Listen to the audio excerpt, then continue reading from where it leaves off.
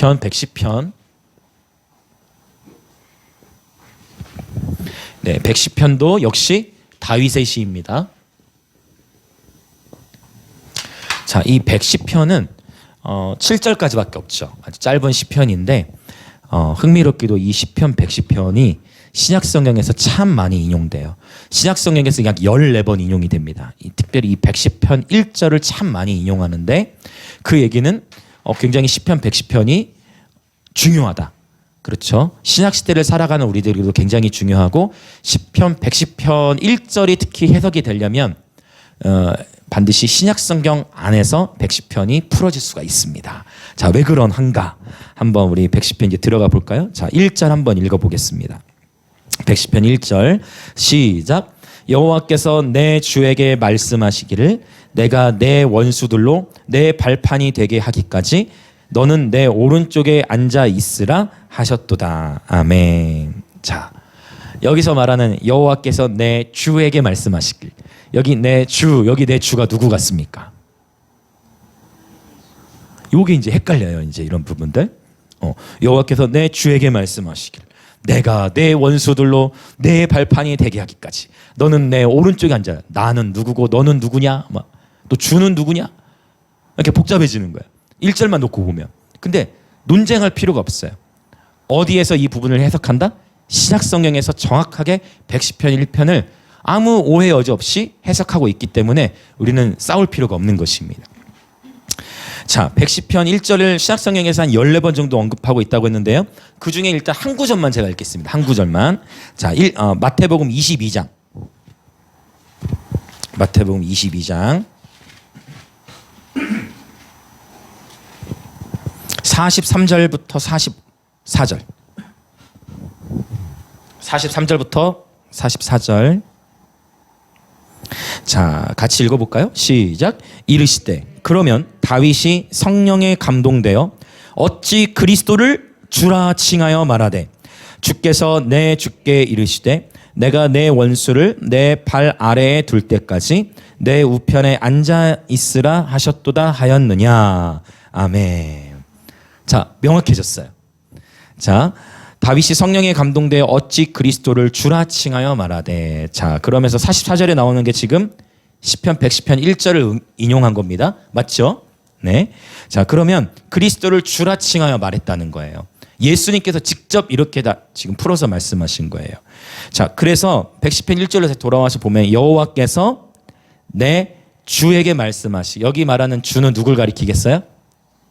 메시아이신 예수님을 가리키는 겁니다. 이거 명확한 겁니다. 여러분 헷갈릴 필요가 없어요. 이거 가지고 사실은 막 그 논쟁도 있는데 그걸 논쟁할 필요가 없습니다.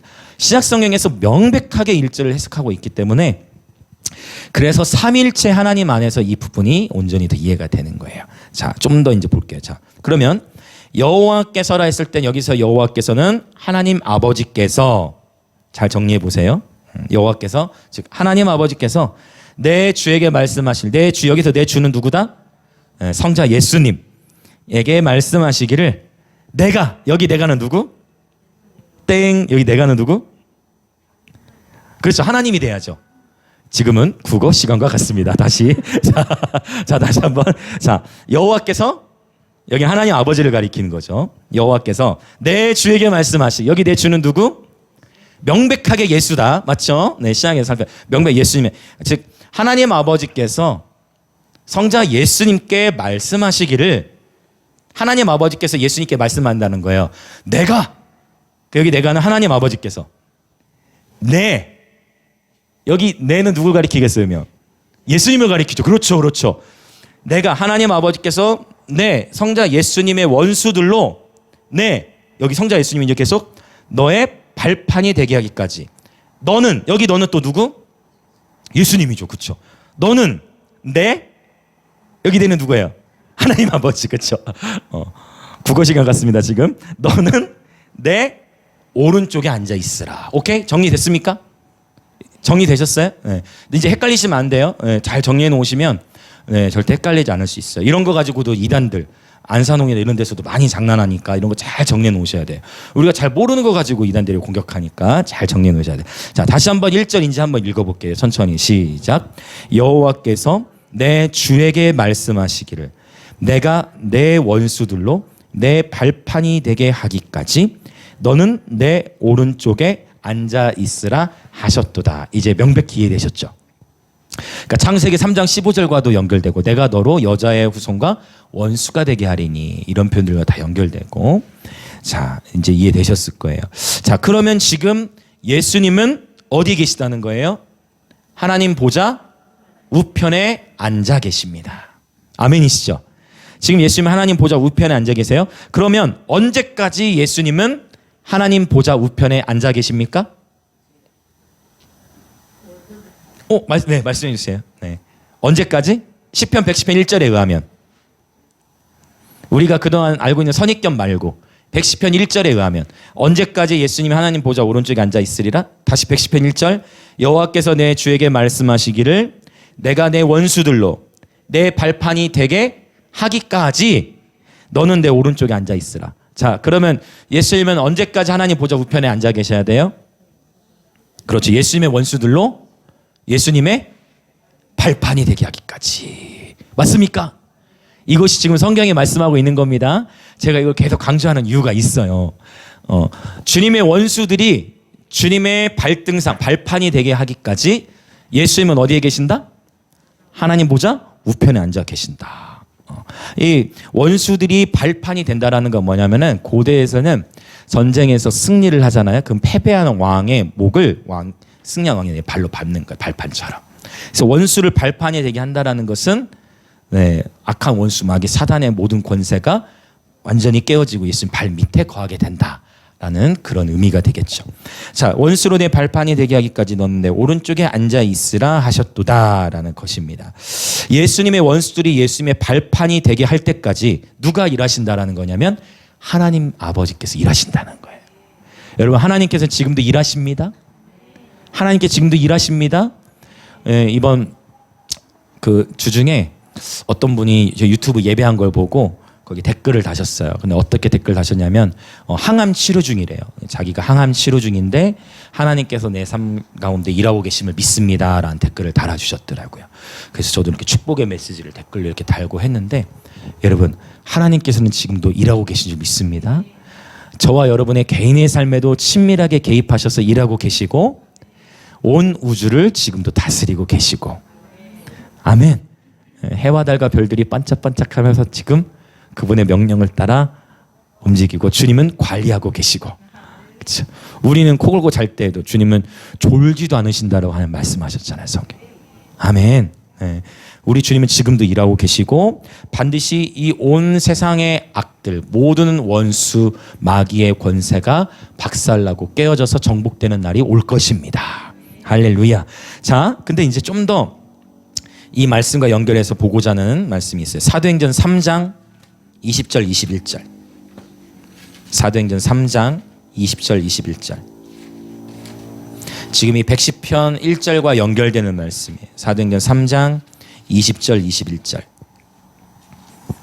자, 같이 읽겠습니다. 시작.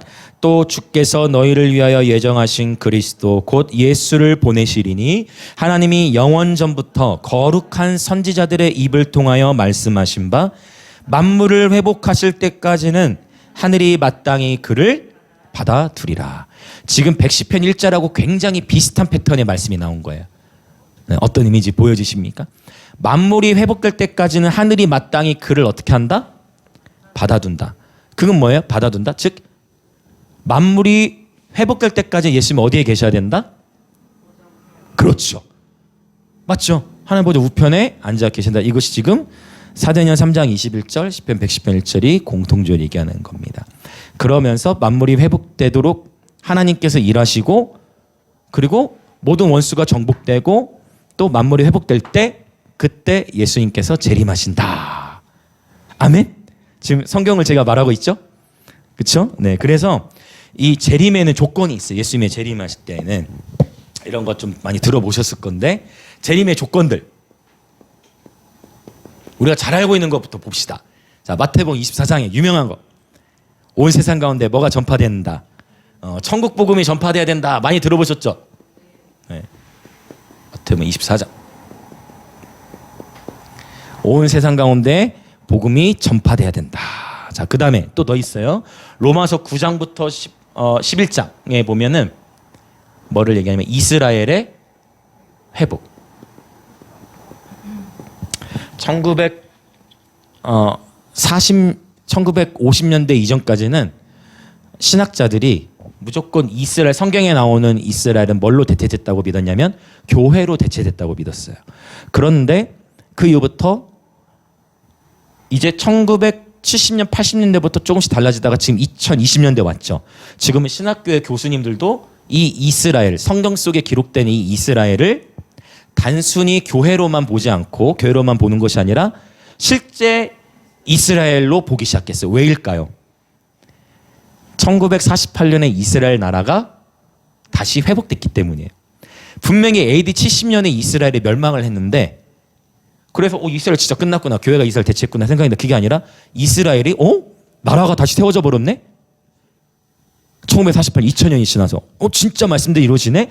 그래서 백석교단이나 성결교단이나 지금 이런 데 또 침신에서의 일부 교수님들은 이 이스라엘을 실제 이제 이스라엘을 보기 시작하는. 네. 그래서 앞으로 이런 이스라엘에 대한 메시지들이 신학교에서 더 건강하게 많이 풀어질 겁니다. 균형 잡히게. 또 이 이스라엘에 강조되다 보면 놓치는 게 생겼어요. 그게 뭐냐면은 시오니즘이었어요.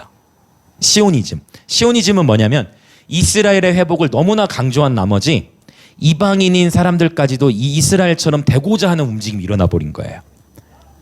어떤 이미지 되십니까? 그래서 나는 이방인의 신분인데 이스라엘 사람들과 똑같은 음식을 먹고 이스라엘 사람은 똑같은 의복을 입고 이스라엘 사람은 똑같은 행동을 취하려는 움직임들이 일어나면서 또 이 교회를 또 이제 또 함부로 하게 되는 그런 움직임들이 나타났어요. 그래서 이 균형이라는 게 너무 중요해. 제가 조금 전에 말씀드리는 이스라엘을 교회가 대체했다라는 것의 신학의 이름이 뭐냐면 대체 신학이라고 해요. 그런데 지금처럼 이스라엘을 강조한 나머지 교회는 무시되고 이스라엘 이방인임에도 불구하고 이스라엘처럼 되고자 해버리는 움직임이 이제 시온주의, 시오니즘이라고 해요. 그렇게 구분을 할 수가 있는데 중요한 거는 여러분 갈라디아서라는 로마서 말씀에 보면 믿음으로 말미암은 우리도 아브라함의 자손이 되는 거예요. 그러니까 교회와 이스라엘이 사실은 에베소서 2장은 이걸 뭐라고 표현하냐면 한세 사람이라고 표현을 하는 거예요. 이 균형 잡힌 신학이 굉장히 중요합니다. 네, 균형 잡힌 거. 그래서 이스라엘의 회복, 네, 당연히 일어나고 있고, 그런데 아직 완전히는 아니야. 왜? 아직 수도가 어디일까요? 원래 성경대로면은 이스라엘의 수도가 어디여야 돼요? 예루살렘이 돼야 되잖아요. 근데 예루살렘일까요, 아닐까요? 아닙니다. 텔아비브라는 곳이에요. 많이 번영하고 있는. 트럼프가 한번 시도를 했죠. 아십니까, 여러분? 네, 그러니까 이런 게 뉴스에 나와야 지금 이게 우리가 더 인생 살아가는 게 재밌는데 맨날 뉴스에서는 막 죽이고 막 누가 쫓아내 이런 거면 이런 놀라운 하나님이 행하시는 스토리들을 누가 좀 미디어계에서 방송국 좀 차리면 좋겠네 이런 것. 지금 그러나 그런 좋은 기사를 내보낸 데 있죠. 브래드 TV라는 뭐 좋은 방송국인데 메이저급으로 더 이렇게 일어나면 좋겠어요. 네. 그래서 이렇게 그 트럼프 대통령이 시도를 했지만 당연히 유엔에서 반대를 했어요. 그래서 수도까지 예루살렘 되진 않았어. 근데 지금 뭘 보냐면 예루살렘이 회복되고 있구나. 이스라엘 회복되고 있구나. 그리고 러시아와 우크라이나의 전쟁도 너무 안타깝죠. 그러나 이 전쟁을 통해 하나님 어떤 일을 행하신다? 러시아와 우크라이나에 살고 있는 유대인들, 성경 속에 있는 예언처럼 이스라엘로 돌아가고 있는 거예요. 예레미야나 에스겔이나 이런 성경에 나오는 그날이 다가오면 그날에 열방에 흩어져 있는 이스라엘 백성들이 고국으로 돌아가야 하리라라는. 우리가 그래서 성경을 여러분 성경 많이 읽어야 됩니다. 지금 다 성경에 있는 이야기인데 다 성경에 있는 이야기인데 성경을 정말 많이 읽어요. 성경이 사실 되게 재밌는 건데 이 일들이 지금 펼쳐지고 있는 것입니다. 너무나 영광스러운 시대에 우리 살아가고 있어요. 전쟁 자체는 안타깝지만 수많은 유대인들이 이제 이걸 알리아라고 해요. 이스라엘 고국 땅으로 돌아가고 있어요. 자, 이스라엘 회복. 자, 그 다음에 또 중요한 게 뭐냐면 제가 바로 오늘 사도행 3장에도 읽었던 만물의 회복입니다. 맞죠? 만물이 회복될 때까지는 하늘이 그를 받아두리라라고 했으니까. 그 다음에 오늘 이것까지는 시간이 없어서 넘어가겠지만 자, 만물의 회복 10편 110편 또 그 다음에 사도행전 3장 나와 있죠. 다윗 장막 회복은 아모스 9장이나 사도행전 15장. 이제 우리 하나님 예배가 확장되면 제가 설교할 기회가 많이 없어질 거기 때문에 좀 더 많이 나누겠어요. 외부에 다른 분들 많이 초청해야 되잖아요. 외부 확장되면. 자, 이 네 가지가 재림의 조건이에요. 근데 참 신기한 건요. 여러분 1970, 80년대까지 하면 해도 이것만 강조됐어요. 어른들은 이해하실 거 어떤 의미인지. 그리고 2000년대 넘으면서 이게 강조됐어요. 이스라엘의 회복. 그리고 2000년대 2020년 사이에 요 다윗 장막의 회복이 강조돼요. 지금 이게 강조되고 있는 시기예요. 그 참 신기해. 우리가 그 지금 열방 부흥 축제도 가는데 고영원 선교사님 거기 축제 가는데 목요일에 12시간 예배 드린단 말이에요. 왜 그렇게 예배를 길게 드리냐? 이게 종교적인 관점에서 이해가 안 돼. 뭘 예배를 그렇게 길게 드려? 이해가 안 되는 거지. 뭐 굳이 12시간 예배 드려? 또 저희 교회에서도 한번 했지만 뭐 24시간 연속 예배 막 3일 연속 예배 뭘 그렇게 예배 드려? 이렇게 얘기할 수도 있겠지만 이 성경에 나오는 얘기죠. 다윗이 하나님의 법궤를 위하여 친 장막. 거기서 다윗이 약 34년에서 37년이라는 기간 동안 하루도 쉬지 않고 4천여 명의 예배자들을 동원해가지고 끊임없이 밤낮으로 예배가 드려지게 한 거예요. 그 다윗이 그 유명한 찬양이 있어요. 밤에 여호와의 집에 서 있는 자들아 성소 향해 손을 들고서. 이게 사실 이 배경 속에 나온 찬양이에요. 밤에 여호와의 집에 서 있는 종들. 그러니까 낮에도 예배하는 무리가 있는데 밤에도 예배하는 제사장들이 있는 거야. 4천여 명의 예배자들. 그래서 우리 하나님에게도 주신 비전도 있고 연결돼. 그래서 우리 지금은 다 직장 생활하고 뭡니까 지난주에 2주 전이었나 우리 요셉이 하나님의 예배 인도했던 요셉이 딱 저한테 명함을 딱 주더라고. 팀장이 돼 있어. 감사한 거죠. 일 잘하고 있으니까. 그래서 다 일하고 레슨하고 해서 목에 못 오는 지체들도 있지만 어느 한 또 때가 되면 또 모여서 연합하고 하는 시간이 다 있을 겁니다. 계속 우리 김해와 이 영남 지역의 예배자들을 계속 예배들이 네트워킹 되고 있어요 지금. 계속 확장이 일어나고 있는데 이 다윗 장막의 회복 사인. 그런데 아직 이 만물의 회복에 대한 메시지를 하는 분들은 소수예요. 여러분도 이렇게 많이 들어보시진 않았을 거예요. 분명히 성경에 있는 이야기인데 어떠세요 여러분? 이 만물이 회복될 때까지 하늘이 그를 받아주는 표현. 자, 이거 저한테 해서 말고 우리 제가 설교할 때 말고 다른 데서 설교 들어보신 분 한 번이라도 여러분 신앙생활 3, 40년 하시면서 처음 들으신 분들일 거예요. 처음 들으실 거예요. 그러나 이거는 처음 들을 내용이 아니라 이미 성경에 있는 내용이라는 겁니다. 할렐루야, 맞죠? 그래서 이 부분. 자, 그 예전에 제가 그런 만물의 회복이 어느 정도까지 구체적으로 풀어질 것인가에 대해서 몇 번 설교한 적이 있어요. 유튜브에 찾아보면 혀잡은 소리 막 나오네. 유튜브에 찾아보시면 이렇게 나올 겁니다, 여러분. 네, 만물의 회복 굉장히 중요해요. 재림의 사인. 자, 이 네 가지가 일어나야 돼요. 그런데 한 가지 확실한 것, 2000년 전보다 지금, 10년 전보다 지금 확실히 재림의 때가 다가오고 있다. 부인할 수 없는 사실들. 그렇죠, 막 다양한 막 영적 전쟁들이 일어나고, 네. 칼과 기근과 또 전염병, 포악한 지도자들이 막 지금 성경에 예언된 이야기들만 나타나고, 네. 주님의 재림의 때가 다가오고 있습니다. 어둠의 일들도 커지는 영역이 있겠지만 하나님의 영광은 더욱 밝게 비추이게 될 것입니다. 아멘. 네. 자, 이 흐름을 재림의 조건들 잘 기억하셨으면 좋겠고, 다시 이제 110편으로 올게요. 자, 110편 우리가 1절을 읽었죠. 자, 이제 2절 또 보겠습니다. 2절 같이 읽을까요? 시작. 여호와께서 시온에서부터 주의 권능의 귤을 내보내시리니 주는 원수들 중에서 다스리소서. 아멘. 할렐루야. 그래서 지금 1, 2절에서는 영원한 왕이신 예수님을 증거하고 있습니다. 주님께서 마침내 이 땅에 실제 구름을 타고 오실 것인데요. 그 전에 아직 예수님께서 하나님 보좌 우편에 계시더라도 2절의 말씀을 분명히 선포합니다. 그건 뭐냐면 주의 권능의 귤을 내보내시리니 주는 원수들 중에서 다스리소서. 지금도 예수님께서, 지금도 우리 하나님 아버지께서, 삼일체 하나님께서 온 세계와 열방을 다스리고 계심을 선포합니다. 주님은 열방의 통치자이십니다. 주님은 열방을 다스리고 계세요. 그런데 2절의 말씀처럼 다스리시는 거예요. 어떻게? 주는 원수들 중에서 다스리소서. 원수들의 활동이 이 세상에 있습니까? 없습니까? 있어요. 원수들의 활동이 이 세상에 있다는 것입니다. 악한 마귀 원수도 어느 정도의 활동을 한다는 거예요. 그러나 원수들은 제한된 권세로 하나님이 허용하신 만큼만 이 땅에서 활동을 합니다. 그래서 원수를 두려워할 것이 아니라 우리는 온 우주 만물의 주권자이신 하나님만을 경외하는 예배자들 되시길 축복합니다. 아멘. 그런데 바로 이제 이걸 이해해야 되는, 아니 그러면 하나님이 그 모든 것의 왕이신데 어떻게 이 땅에 원수들이 활동을 하느냐? 여러분 전쟁 영화를 좋아하십니까? 난해연대기, 뭐 반제제왕, 뭐냐 명랑, 뭐 한산. 우리나라 영화로 볼까요? 뭐 명랑, 한산.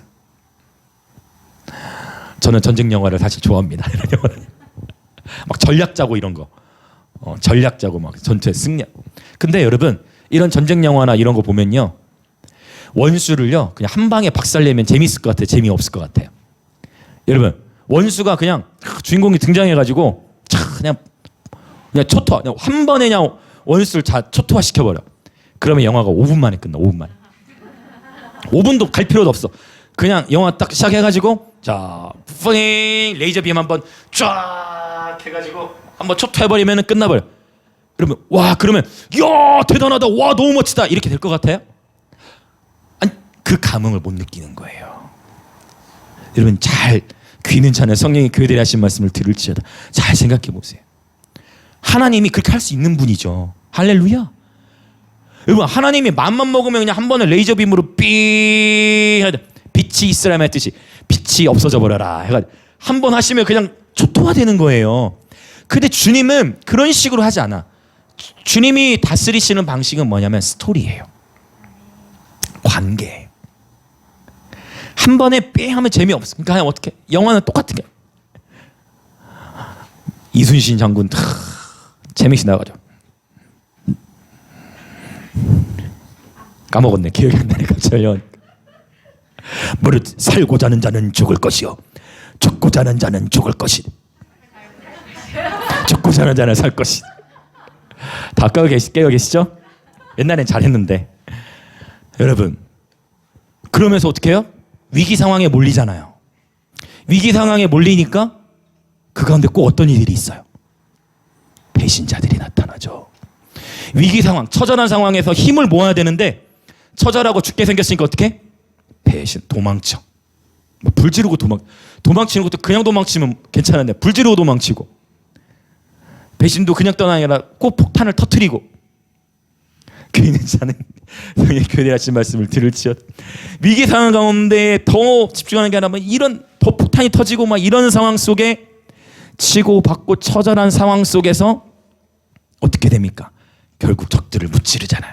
그 영화를 다 보고 난 우리들은 어떻게 돼요? 어머 너무 재밌다 이렇게 되는 거예요. 하나님은 한 번에 다 하실 수 있는 거예요. 그러니까 여러분 절대 세상을 두려워하지 마시길 축복합니다. 여러분 지금 아직 진로의 문제, 또 뭐 직장의 문제, 아니면 뭐 공부의 문제, 여러 가정의 문제, 재정의 문제, 여러분 하나님이 여러분 참새 한 마리도 땅에 떨어진 걸 허락하지 아니하시면, 주님이 허락하지 않으시면 참새 한 마리도 죽을 수가 없는데, 하나님의 주님, 저와 여러분 머리카락도 다 세시는 주님께서 우리를 돌보시지 않겠습니까? 그러니까 내가 바둥바둥 하는 것보다 더 빠른 거는 주님께 붙어 있는 겁니다. 세월을 아껴라. 때가 악하니라. 주님께 붙어 있는 게 지혜예요. 여호와를 경외하는 것이 지혜의 근본인 줄 믿습니다. 주님은 스토리를 원하시는 거예요. 지금 때로 좀 힘든 일이 있으십니까? 여러분 주님을 바라보며 힘내십시오. 하나님의 말씀의 스토리를 보고 힘내십시오. 근데 이 영화를 여러분 스포일러 들어보셨어요? 스포일러? 스포일러가 뭡니까? 스포일러. 아직 영화 이게 궁금한 상태에서 영화를 봐야 되는데 미리 영화 보고 온 사람이 인터넷에다가 막 올려. 영화에 절대 공개되면 안 되는 이야기를 막 올려. 그럼 그거를 보면은 재미있어요, 재미없어요? 재미없어지는 거예요. 그런데 저는 은근히 그걸 좀씩 봐요. 이렇게 보게 돼. 안 보려고 해도 누가 올리면 어떻게 됐지? 그러니까 어떤 의미인지 이해되시죠? 하나님은 우리는 이미 이 모든 세상이라는 큰 영화에 결말을 우리는 알고 있는 겁니다. 스포일러가 있는 거예요. 이게 스포일러예요. 이것이 스포일러야. 여기 보면 이제 전쟁이 일어나는구나. 그래. 전염병. 그래. 이거구나. 이거구나. 이거. 이렇게. 이게 하나님의 스포일러예요. 하나님의 스포일러. 할렐루야. 여러분, 이 말씀 안으로 들어가십시오. 이 말씀의 세계 안으로 들어가십시오. 두려워할 것이 없는 줄 믿습니다. 주님은 원수들 중에서 지금 다스리고 계신 거예요. 그러나 언젠가는 원수들은 지금 완전히 박살나고 주님만이 완전한 만왕의 왕으로서 악과 죄악들이 제해질 때가 오고 있는 것입니다. 할렐루야. 그날을 사모하지만 지금의 시간들도 누리시길 예수님의 이름으로 축복합니다. 얼마나 영광스럽습니까? 때로는 팽팽한 영적 전쟁이 있고, 때로는 갈등이 있고, 때로는 번민하고, 때로는 괴로움을 경험하고, 때로는 아픔을 경험하고, 때로는 상처를 받기도 하지만 이것이 앞으로 장차 나타날 영광에 비하면 아무것도 아니다라고 로마서에 말씀하는 거예요. 현재의 고난은 장차 나타날 영광에 비하면 아무것도 아니다는 거예요. 할렐루야. 고난의 깊이를 경험한 만큼 저와 여러분이 누리게 될 영광의 차원은 높을 것입니다. 할렐루야. 하나님의 스포일러를 붙드시기 축복합니다. 즉흥전한 멘트였는데 괜찮은 것 같아요. 이거 하나님의 스포일러. 자, 1절 2절 여호와께 다스리심을 선포하면 이제 3절 가봅시다. 3절. 자, 3절 같이 읽어볼까요? 시작. 주의 권능의 날에 주의 백성이 거룩한 옷을 입고 즐거이 헌신하니 새벽 이슬 같은 주의 청년들이 주께 나오는도다. 아멘. 아멘. 여기서 여러분, 제가 예전에 이거 한번 강의한 적이 있는데, 자, 지금 이 3절에 중요한 히브리 단어가 빠졌어요. 히브리어 단어가. 히브리 성경에는 나와 있는데 그리고 킹제임스 성경에도 나오고 하는데 이게 이 개역 성경에서는 빠졌어요. 이 너무 안타까운 단어가 빠졌습니다. 이게 어떤 단어냐면요, 히브리어로 멜레헴 미시하르라고 해요. 멜레헴 미시하르. 그래서 미시하르, 이거는 이제 새벽이라는 의미고, 그다음에 멜레헴, 여기 레헴은 사실 라함이라는 단어는 나는데 라함 들어보셨죠? 라함. 긍휼 또는 긍휼로도 번역이 되지만 주로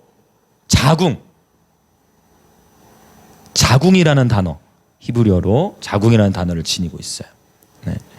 그래서 저는 이제 히브리어 성경을 보니까, 여러분 혹시 앱으로 보는 성경 중에는 이게 안 들어있을 수 있습니다. 그러나 원문에는 무조건 들어 있습니다, 여러분. 네. 그래서 어떤 분들이 제가 강의를 보면 어플로 보고, 목사님 그 단어가 아닌 것 같은데요.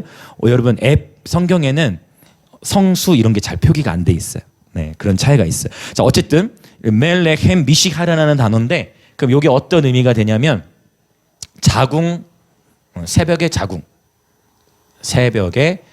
이건 전치사예요. 자궁으로부터, 이렇게 돼야 돼. 굳이 원문을 그대로 번역하자면. 그래서 이 110편 3절을 어떻게 읽어야 되냐면, 주의 권능의 날에 주의 백성이 거룩한 옷을 입고 즐거이 헌신하니 새벽의 자궁으로부터 주의 청년들이 주께 나오는도다. 이렇게. 근데 이거를 어떻게 번역한 것 같아요? 새벽의 자궁으로부터 돼야 되는데 그냥 새벽 이슬 같은으로 번역한 거예요. 그러니까 우리가 사실 새벽 이슬 같은 찬양 너무 좋잖아요. 근데 원래 원문은 어떻게 봐야 된다? 새벽의 자궁으로부터 주의 청년들이 주께 나오는 거야. 그래서 이렇게도 볼 수가 있는 거예요. 그러면 자궁으로부터 새벽 이슬 같은 주의 청년들이 나오는도다 라고도 볼 수가 있는 거죠. 어떻게 보면 이해되시나요? 네. 원래 히브리어 안에서는 모음이 없어요. 문맥 안에서 해석이 되는 거기 때문에. 자, 그래서 자궁으로부터 새벽 이슬 같은 주의 청년들이 나오는도다라고 표현하는 건데, 주님의 권능의 날에 반드시, 자, 주님의 권능의 날, 하나님의 놀라운 영광이 나타나는 날, 반드시 수많은 무리들이 주님 앞에 나오게 될 것인데, 이들이 어디에서부터 나오게 되냐면 바로 생명이 잉태되는 곳 자궁에서부터 나온다라는 것입니다. 자궁은 여러분 생명이 잉태되는 곳이고, 아이가 이 자궁 속에 10개월을 머물게 되죠. 여러분, 하나의 생명이 태어나기까지 우리 어머니들 다 생명을 잉태하면 어떻게 됩니까? 막 입도 시작 입도 시작해 막 하게 되고 입도 저도 같이 옆에서 다 지켜봤죠. 막 입도 타고 다 먹은 거 다 토하고 막, 예. 막 그래도 계속 먹어야 돼요. 먹으면서 토하고 막 계속 이러면 입도 타잖아요. 막 그러면 막 힘들잖아요. 막 빈혈도 오고 막 너무 힘들고 그러면서 이 생명이 잘 보존될 수 있도록 잘 관리해야 되고 이 아이는 엄마의 영양을 또 먹어야 되고 그러면서 10개월이라는 시간은 있으면서 해산할 때 아이를 낳을 땐 또 어때요? 아이를 낳을 때 해산의 고통, 처절한 해산의 고통, 처절한 해산의 고통을 통과하면서 하나의 생명이 태어납니다. 하나의 생명이 태어날까지 10개월이라는 시간이 필요한 거죠. 이 말씀에서 이 자궁으로부터를 뺀 것은 개역개정의 아주 안타까운 성경의 실수인 것 같아요. 물론 그럼에도 이 모든 한국말로 기록된 성경도 구원받기에는 전혀 지장이 없죠.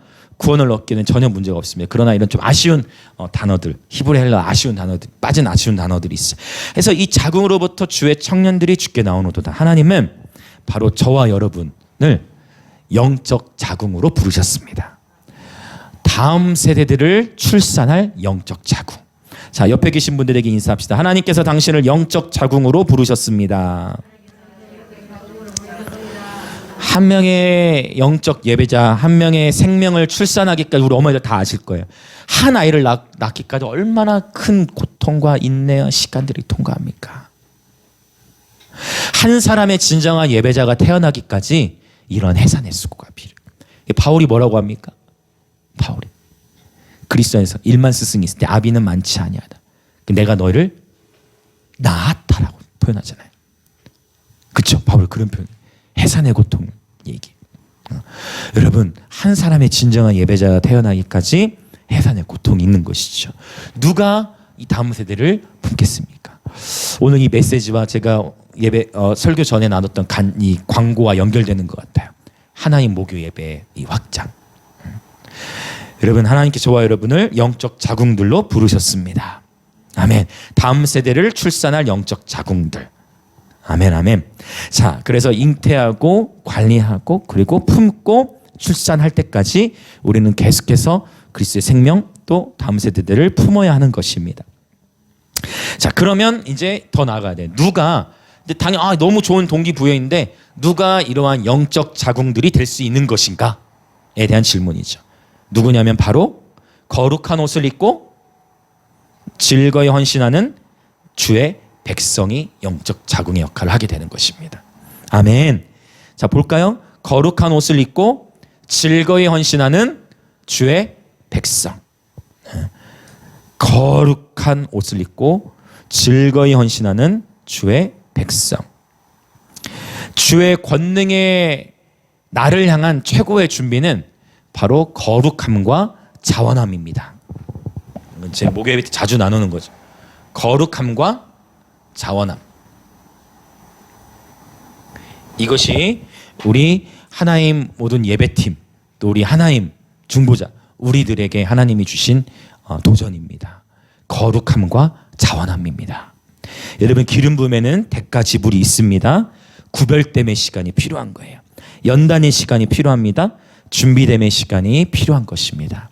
역대하 20장에서 여호사밧의 군대가 암몬과 세일산 족속이 쳐들어왔을 때 바로 예배자들을 그 전쟁터 한복판 제일 앞에 내세울 때 예배자들에게 성경은 어떻게 기록합니까? 거룩한 예복을 입혀서 내보냈다고 했어요. 예배자들이 거룩한 옷을 입어야 되는 것입니다. 할렐루야. 우리 하나님의 예배팀을 여러분들 축복해 주십시오. 저도 축복합니다. 우리를 하나님께서 2월과 3월 또 다양한 앨범 작업도 마찬가지고 다양한 곳에 또 예배자로 우리를 부르셨는데 여러분 단순히 우리는 노래하러 가는 것이 아닙니다. 단순히 그냥 사람들에게 보이기 위해 노래하러 출동하는 거 아닙니다. 뭐하러 돈 다 들여가면서 이렇게 출동합니까? 그냥 단순히 사람들에게 잘 보이고 많은 사람 앞에서 연주하면 더 좋으니까 No, 그렇지 않아요. 우리는 전쟁하러 가는 것입니다. 우리는 거룩한 싸움을 싸우러 예배하러 출동하는 것입니다. 예배로 전쟁하기 위해 출동하는 것입니다. 단순히 많은 사람 앞에 서고 그냥 많은 사람 앞에서 연주하면 더 신나니까 여러분 혹시 그런 마음이 우리에게 조금이라도 있다면 빨리 거룩함의 옷을 입으십시오. 하나님이 지금 우리를 연단하고 계십니다. 그리고 우리 하나님 예배팀이 어느 정도 준비가 되었기 때문에 보내고 계신 것도 있고요. 이제 하나님 예배팀이 더 준비되고 준비된 만큼 다니엘 기도회라든지 또 다양한 곳에 하나님 우리를 보내실 건데, 하나님은 정확하세요. 영적인 일에는 항상 순서와 질서가 있어요. 정말 정직하고 신실하게 우리가 구별되어 준비되어야 됩니다. 아멘. 그렇게 우리를 준비시키고 계신 줄 믿습니다. 그러면 어느 정도까지 거룩함의 수준을 높여야 되느냐? 이게 이제 우리의 관건이에요. 어느 정도까지 거룩함의 수준을 높여야 되느냐? 어느 정도까지 거룩함의 수준을 높여야 되느냐? 거룩함의 여정이 즐거움이 될 때까지. 아멘. 이 거룩함은 우리 담세를 축복합니다. 내가 하나님 앞에 구별되기 위해서 세상의 풍조를 따르지 않기 위해서 막 치열한 전투를 여러분 하고 있을 겁니다. 핸드폰과도 싸워야 돼요. 미디어와도 싸워야 됩니다. 여러 다양한 것들과 싸워야 됩니다. 근데 이 싸움 속에서, 이 치열한 싸움 속에서 거룩함을 선택하는 것이 내게 더 가치가 있어지고, 거룩함을 선택하는 것이 더 재밌고, 할렐루야. 거룩함을 세상의 풍조, 세상의 친구, 세상의 어떤 것이 아니라 예배하는 것이 더 재밌다. 말씀 보는 게 더 재밌다. 찬양하는 게 더 재밌다. 그래서 세상의 풍조와 씨름하는 것이 아니라 하나님 편을 택하고 거룩함을 택하는 것이 더 그러니까 씨름의 차원이 아니라 즐거워질 때까지의 차원으로, 할렐루야, 거룩함의 수위를 높여야 되는 것입니다. 아멘.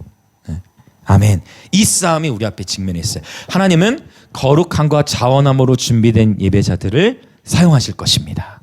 그리고 거룩함과 자원으로 준비된 예배자들을 통해 바로 그들이 곧 영적 자궁이 되어 생명을 잉태하고 충실하게 될 것입니다. 아멘. 이 자리에 계신 모든 분들, 다시 한번 인사합시다. 하나님께 당신을 영적 자궁으로 부르셨습니다. 아멘. 이 싸움이에요. 하나님은 다 보고 계십니다. 그리고 준비되어지면 하나님은 때가 되면 일으키십니다. 때가 되면 하나님이 세우십니다. 네. 아멘.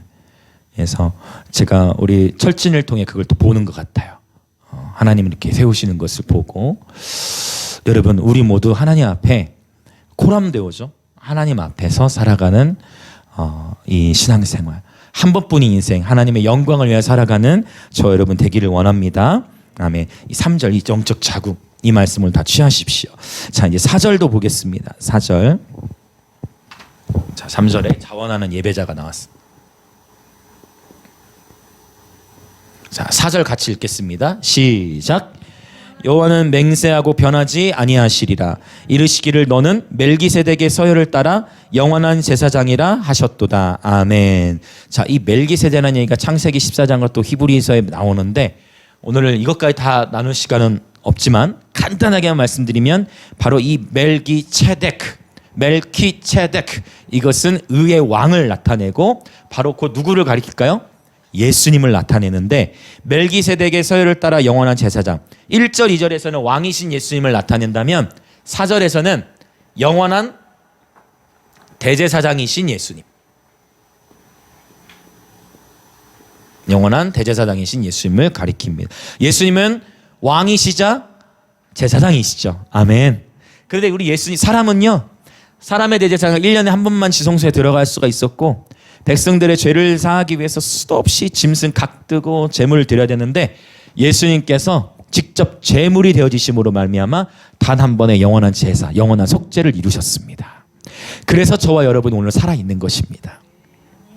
그리고 우리에게 희망이 있는 게 뭐냐면, 목사님, 이 거룩함의 싸움이 쉽지 않은 것 같습니다. 괜찮아요. 하나님도 저와 여러분이 애쓰고 있는 걸 아십니다. 목사님, 저 넘어졌어요. 괜찮아요. 주님이 우리의 영원한 대제사장이세요. 목사님, 저 또 실수했어요. 괜찮아요. 주님이 저와 여러분의 영원한 대제사장이십니다. 목사님, 저 또 무너졌어요. 괜찮아요. 주님이 저와 여러분의 영원한 대제사장이신 거예요. 다시 일어서면 되는 거예요. 그런데 이 다시 넘어지고 일어서는 이 패턴이 줄어들수록 여러분의 영적 승진은 빨라집니다. 줄어들수록, 그렇죠? 네. 근데 길갈 기억하십니까? 수치가 굴러가다. 이렇게 넘어지고 일어서고 이게 반복되는 상황 속에서 어떻게든 굴러간다. 돌은 돌은 어떻게든 굴러간다. 부르심의 자리까지 간다. 그러나 결국 하나님의 부르심의 목적지까지 2주 만에 들어가느냐 아니면 40년이 걸리느냐, 여기에서는 우리의 반응도 중요하다.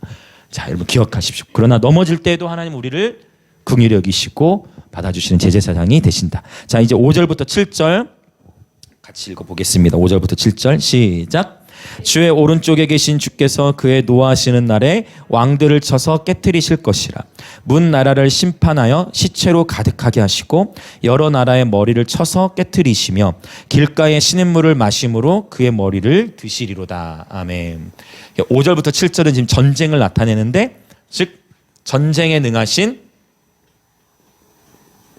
그렇죠, 전쟁에 능하신 전사이신 예수님을 가리키고 있습니다. 네. 자, 우리 주님은 전쟁에 능하신 여호와이시죠. 시편 24편도 이것을 선포하고 있죠. 네. 저와 여러분 삶에도 수많은 갈등과 전쟁들이 있지만 우리 예수님께 우리의 모든 삶의 전쟁을 내어 맡길 때 그분 전쟁에 능하신 바로 우리의 왕께서 우리 안에 모든 전쟁을 대신 싸워 주실 것입니다. 그래서 여러분, 저와 여러분은 하나님의 싸움을 싸우면 되고, 그럼 하나님은 우리의 싸움을 싸워 주십니다. 이걸 꼭 기억하세요. 저와 여러분이 먼저 그의 나라를 구하면, 저와 여러분이 하나님의 싸움을 싸우면, 즉 우리가 끊임없이 도시와 나라를 위해 중보하고 기도하고 하나님 앞에 하나님의 소원을 아뢰며 예배하며 나아갈 때 하나님은 내 삶 속의 전쟁을 싸워주십니다. 아멘. 재정의 문제, 관계 문제, 영역들 안에서도 하나님께서 돌파를 주십니다. 그래서 여러분, 오늘 다시 결단하는 거예요. 우리 예배팀 같이 준비합시다. 오늘 다시 뭘 결단해요? 여러분, 이도 저도 아니면 그 시간대가 계속 지나가요. 이해되십니까? 이도 저도 아니면 그 시간대가 쭉 가서 세월이 흘러갈 겁니다. 결단을 해야 돼요. 하나님, 나 하나님의 뜻대로 살아가겠습니다. 오늘부터 나 구별하여 거룩한 여정을 시작하겠습니다. 여러분, 믿음의 결단을 통해 하나님께서 그 부르심의 자리, 우리의 싸움을 싸워주시는 일들을 경험하게 되는 것입니다. 자, 이 시간 함께 우리 기도할 건데요. 오늘 이 시편 110편은 왕이신 예수님, 또 대제사장이신 예수님, 전쟁에 능하신 이 전사이신 예수님을 다 보여주고 있습니다. 다 하나님의 영역이에요. 우리 하나님은 진짜 뭐 완전한 왕이시죠. 완전한 대제사장이시죠. 전쟁에 능하신 분이시죠. 근데 그 가운데 그 중간에 우리가 해야 될 역할이 있는 거예요. 그것은 바로 이 거룩한 옷을 입고 즐거이 헌신하는 예배자가 되는 것입니다. 아멘. 하나님은 많은 수의 군중을 먼저 찾으시는 것이 아니라 먼저 이렇게 거룩한 옷을 입고 즐거이 헌신하는 예배자들이 일어나야 되는 거예요. 그러니까 이런 거예요. 역대 20장에서도 모든 백성이 다 전쟁터 앞에 선 게 아니에요. 거룩한 옷을 입고 준비된 예배자들이 전쟁터 앞에 선 거예요. 그리고 그 앞에서, 그 전쟁터 앞에 섰던 예배자들이 여호와께 감사하세 주는 선하시도며 인자심이 영원하시도다라고 예배하며 나아갈 때 주께서 복병을 두어 원수들을 무찌르시니까 그때 이제 어떻게 돼요? 다른 후방에 있던 이스라엘 군대들이 우와, 하나님이 이러고 계시다 하고 그때 깨어나는 거예요. 그래서 세례 요한과 같은 부르심을 감당해야 할 자들이 있는 것이고, 오늘 말씀처럼 영적 자궁의 역할을 해야 될 자들이 있는 것이고, 그리고 추수의 때에 깨어날 자들이 있는 것인 거예요. 네. 그래서 적어도 오늘 이 자리에 함께하고 계신 여러분이라면 하나님 여러분을 선두주자로 부르신 겁니다. 여러분 이 시간 의무로 오신 게 아니거든요. 여러분 이 시간은 의무로 온 게 아니거든요. 우리 예배자를 다 축복합니다. 여러분들은 이 시간에 의무로 온 게 아니에요. 여러분들은 이 시간을 그 바쁜 일상 중에 우리 다 마찬가지입니다. 우리 이 시간 의무로 온 거 아니잖아요. 여러분, 우리가 이 자리에 모인 이유는 이거잖아요. 자원함. 할렐루야. 그래서 우리에게 소망이 있고 하나님 여러분 영적 자궁으로 부르신 거예요. 때로는 넘어지면, 때로 실수하면 영원한 대제사장이신 주님께 나아가면 되는 것입니다. 자, 이 시간 함께 기도합니다. 주님, 다시 한번 오늘 이 시간 우리의 삶을 주님께 드립니다. 우리의 시간을 구별하여 주님께 드립니다. 거룩함과 자원함으로 즐거이 헌신하는 예배자 되기 원합니다. 주님, 그리하여 우리의 예배를 기뻐 받아주시고 우리의 삶을 기뻐 받아주시옵소서. 우리가 먼저 거룩함과 자원함으로 준비된 예배자들의 군대가 되게 하시고 다음 세대를 품을 수 있는 영적 자궁이 되게 하여 주시옵소서. 그렇게 주여 외치며 기도합니다. 주여. 아멘. 할렐루야.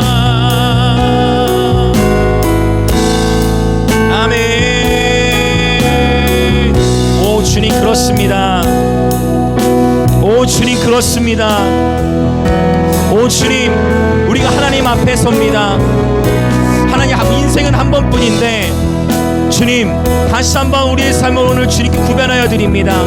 하나님, 이 거룩함의 여정이 즐거워질 때까지, 거룩함의 여정이 즐거워질 때까지 거룩함의 싸움, 세상의 풍조와 육신의 정욕과 안목의 정욕, 이생의 자랑과 이 하나님의 부르심, 이 예배자로의 이 거룩함의 부르심의 충돌 가운데에 하나님, 이 거룩함의 여정이 더 즐겁고 승하며 아버지, 이것이 갈등이 아니라 거룩함의 여정이 즐겁고 기쁨이 되어질 때까지 이 거룩함을 사수하는 싸움을 쉬지 않게 하시고 오늘 연약한 우리들의 심령에 믿음의 믿음을 더하여 주시옵소서. 하나님의 은사와 부르심에는 후회하심이 없습니다. 오늘 하나님께서 분명하게 제가 말씀드릴 수 있는 것은 하나님께서 이 자리에 있는 저와 여러분 우리 모두 예배팀으로 섬기든 아니면 회중 가운데 있든 이 자리에 나오신 모든 분들을 하나님은 영적 자궁으로 명백하게 부르신 겁니다. 하나님께서 저와 여러분을 자원하는 예배자로 부르셔서 누군가는 도시를 위해 기도해야 되고 누군가는 이 땅의 다음 세대를 깨워야 되는데 하나님께서 저와 여러분을 부르신 겁니다. 하나님의 은사와 부르심에는 후회하심이 없습니다. 아멘. 할렐루야.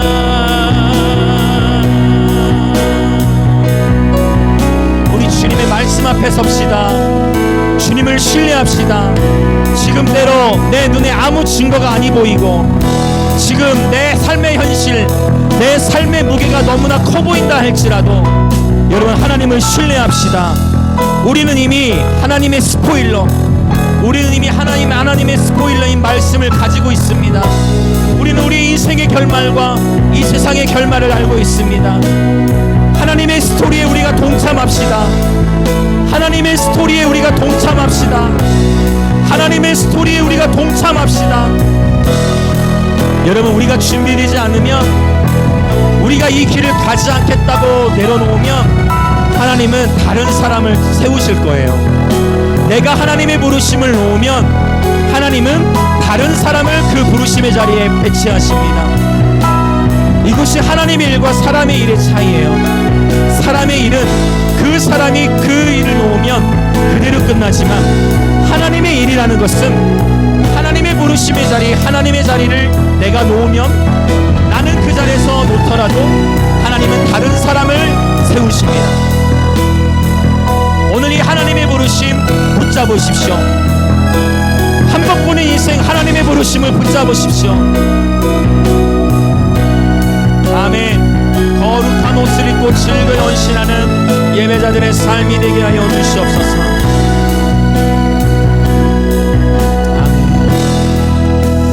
아멘. 이 시간 우리 한 번 더 이 땅을 축복하며 기도할 때 2023년도 하나님께서 수많은 일들을 기획하게 하시는데 저는 어김없이 주님 앞에 고백합니다. 주님, 나는 할 수 없습니다. 주님, 저는 할 수 없습니다. 주님, 나의 힘을 할 수 있는 것이 없습니다. 주님이 일하여 주옵소서. 우리가 할 수 있는 것이 없습니다. 오직 주님의 긍휼과 자비를 의지해야 됩니다. 2023년도에도 하나님은 이 땅 가운데 수많은 일들을 주님께서 감당케 하실 것인데 여러분, 우리 하나님 앞에 우리의 삶을 내어드려서 하나님, 정말 이 도시 가운데에 순전한 동기로 이 도시를 주님께 봉헌하며 기도하오니 주님, 이 도시에서 하나님, 이 김해 땅에서 하나님, 이 영남 땅에서 정말 하나님이 기뻐하시는 정말 그러한 예배의 재단들이 세워지게 하여 주시고 하나님, 정말 10대와 20대 우리 다음 세대들이 마음껏 예배할 수 있는 장이 열려지게 하여 주시고 하나님 그렇게 이 도시 이 김해 땅을 주님 받아주시옵소서. 이 김해와 부산 영남 땅에 하나님 세일을 행하여 주시옵소서. 오직 주님만 나타나시옵소서. 사람의 영광은 무너지고 오직 주님만 나타나시옵소서. 오직 주님만 영광 받으시는 예배 제단들이 세워지게 하여 주시옵소서.